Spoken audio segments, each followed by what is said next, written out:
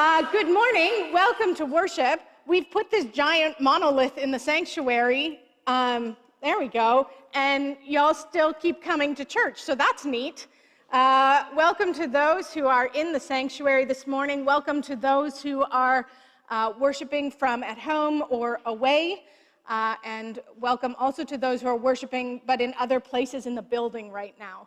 So just by way of reminder, if you need to get up and move around during worship, you got the bad back, or the shaky leg, or a wiggly kid, and you need to just head out for a minute, that's okay.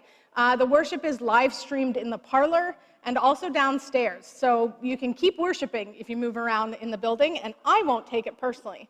I can't speak for Brian, though. What? I'm picking on the ministry team today. Watch out, the rest of you.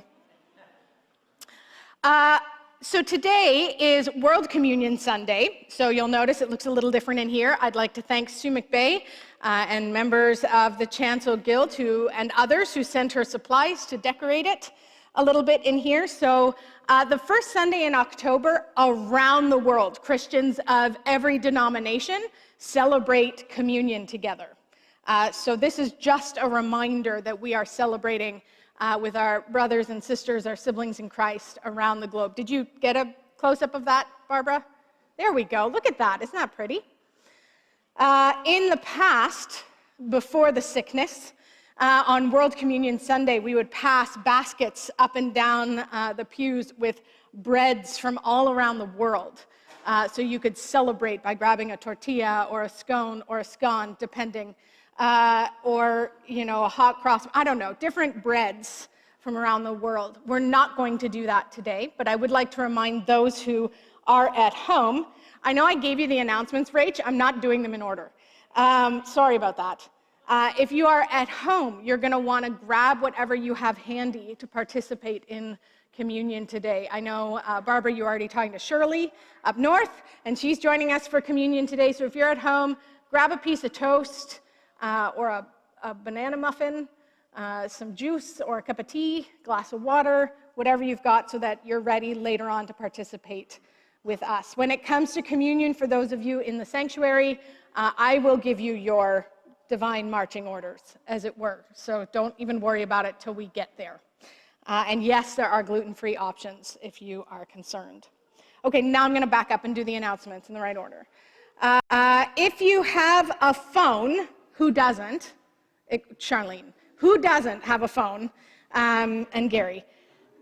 And it connects to Bluetooth. And you have Bluetooth in your hearing aid.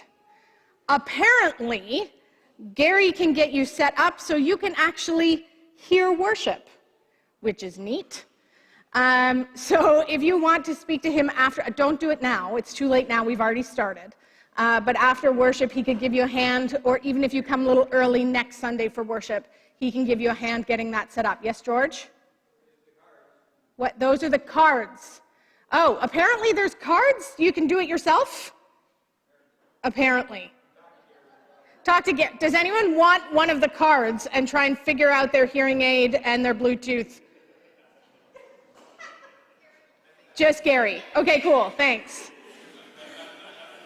Just so you know, sneakier people would have taken one and then played Candy Crush and pretended that they were doing their setup. But it's fine, you missed your opportunity. This month, Knox is in charge of Adopt-A-Shelf at Kerr Street Mission. So they are looking for 1 kilogram bags of rice, flour, dry cereal, oatmeal. We do have a bin here in McMillan Hall where you can drop that off or into the office. If you want someone to come pick that up from your house, give us a call and we will arrange that to happen. More information, you can speak to our outreach cluster coaches. Steph is up here. Yay, Steph. And Will's back there. Yay, Will. Thank you.